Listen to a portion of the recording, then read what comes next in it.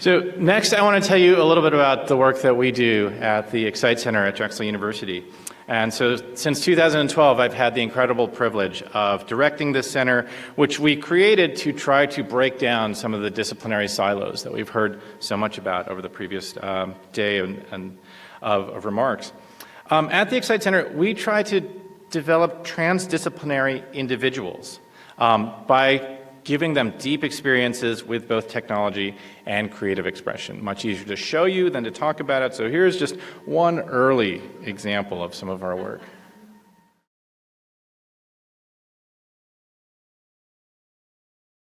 And this was a project from 2012, and we had these wonderful humanoid robots to work with.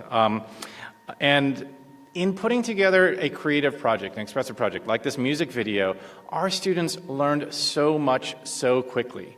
The entire video, the programming of the robots, the building of the instruments, the orchestration, the filming, all was done in under 3 weeks. And it exposed all of these students, this team of about 15 students, to this work. And really rapidly advanced their knowledge. And of course, the project has gone on to do robotics research, has publications at robotics conferences and journals and whatnot. But it was really rapidly advanced by this sort of integrative work. So that's when we start to really think this kind of arts and technology integration really can serve our students very, very well. We have more recently collaborated with some really world-class artists. This is an opera by Lembit Beecher, who is a composer in residence at Opera Philadelphia, where these are very different kinds of robots. In the background, these are sound sculptures that we designed with the composer in order to provide not just music and acoustic portion to the performance, but also to be part of the scenery. These are self-playing musical instruments that were designed by a graduate student of ours. And then also, we've had another collaboration with an artist in residence. This is a project called Drumhenge, and I'll let this video play for a little bit.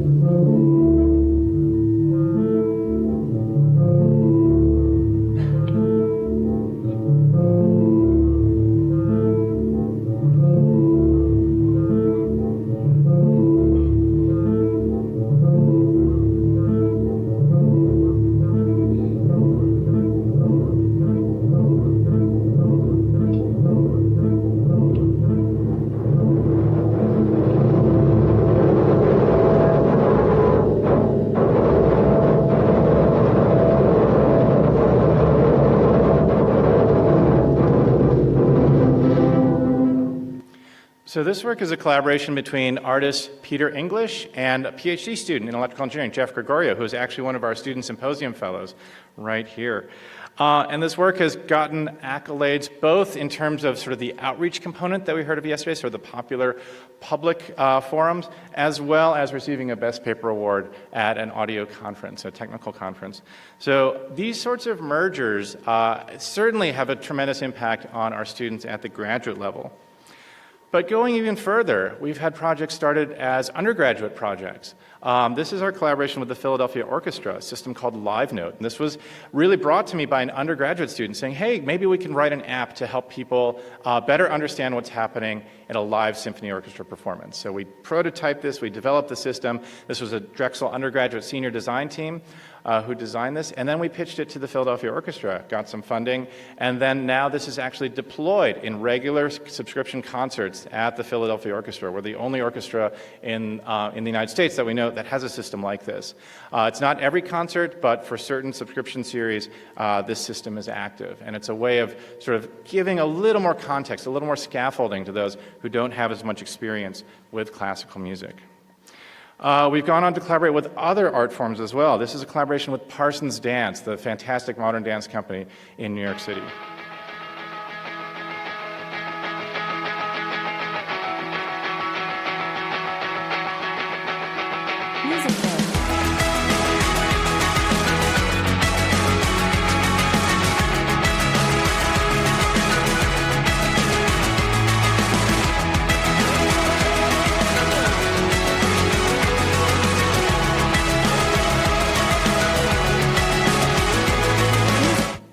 So that's another undergraduate project. That's two senior design teams, one in computer science and one in electrical engineering, working with a dance company to make indoor motion-controlled flight possible. That project's absolutely terrifying to see, by the way. But it worked. We did a whole week of performances at the Prince Theater in Philadelphia. No crashes, no injuries. So, where is all this leading? Well, we finally decided that this pursuit, this integration, really could be better served by starting a new program. So we're developing this program called the Transcend program, the Transdisciplinary Science Computing and Engineering Design. It's a master's program that will be accepting students in fall of 2019.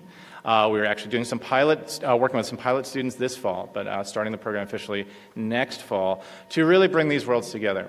Now, for those of you who don't know Drexel University, one of the really distinctive features of our university is that it's a co-op school, that almost all of our students are engaged in work and academic experiences jointly throughout their academic careers.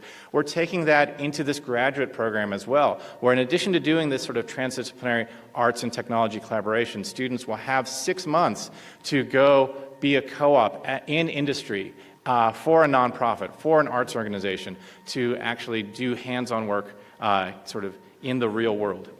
And so that program is something we're very excited about starting in fall 2019. If you haven't already guessed, this sort of philosophy of STEAM, of arts and design integrated with the STEM fields, imbues all of our work, whether it's research, education, or outreach. And something I'm just as equally proud of as some of our research accomplishments is the work in how we're helping foster STEAM education efforts throughout the city. We have helped develop a makerspace, a STEAM lab at Roxborough High School, which is a neighborhood high school in Philadelphia. The entire population of the school qualifies for free lunch, or free or reduced lunch in Philadelphia. We, for 12 years now, have had this program, a summer camp called Summer Music Technology, where we use music and music technology to motivate greater interest in science, math, and engineering. So we've served over 250 students now over the course of 11 years. We'll be accepting our 12th cohort this summer. But one of the most exciting things about SMT is that each student in that 1 week develops an individual project. And I want to show you a couple of those examples very quickly. This is a robot that one of our high school students built in less than a week.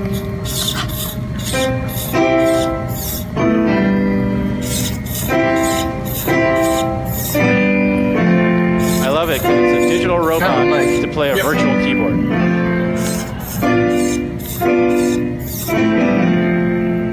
So obviously there are lots of easier ways to do that, but just to create a mechanical system, this student had no coding background, had no robotics background, developed something really cool in less than a week.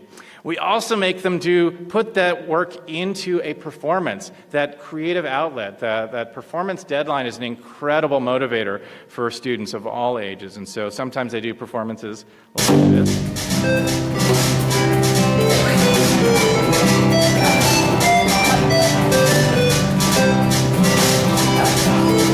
For those of you of a previous generation, this is the Mario World theme, or the Super Mario theme. But that's all with instruments that they built or they designed in less than a week. And we're taking this even further to all levels of education. We have recently just finished a mini course for middle school students in a school very close to Drexel called the Science Leadership Academy Middle School. And their final presentation and performance was actually just yesterday. It was yesterday afternoon, so I couldn't attend, but I got some pictures off of Twitter. Those are some of the artifacts and contraptions that they built. These are self-playing musical instruments. And then they composed their own pieces. They made raps to perform alongside their robot instruments. And you can see one example up there. I'm not going to try to read it to you. I would never be able to do that justice. But just that connection between creativity and knowledge coming together, even in somebody as young as 10 or 11 years old. So we really believe that this integrative approach works, of course. And so we are working to bring more of these kinds of innovative approaches to education to the Philadelphia region. We recently hosted a large speaker series with some names you may recognize from that list. All of these videos are online. And there's a playlist including just highlights, so you don't have to watch the entire presentation if you don't want to. But if you go to that link, drexel.edu/learninginnovation, we've brought those folks to tell our communities about their sort of innovative work in education. And that's really building upon that. From that series, we are now working with partners across the region to create an education innovation cluster. in Philadelphia. This is with school partners, with nonprofit providers, with community groups, and other universities to develop true researcher-practitioner partnerships. Those of us in academia have all heard, probably if you've worked with a school or with a teacher, that, okay, the higher eds come in, they have our students fill out a survey, they get the results, and then they leave, and then we never hear from them again. I believe that there is just as much education innovation in the K-12 space as that stemming from higher ed, and so we hope to make this more than a two-way street, but truly a network of regional partners all working together to advance education innovation. Thank you.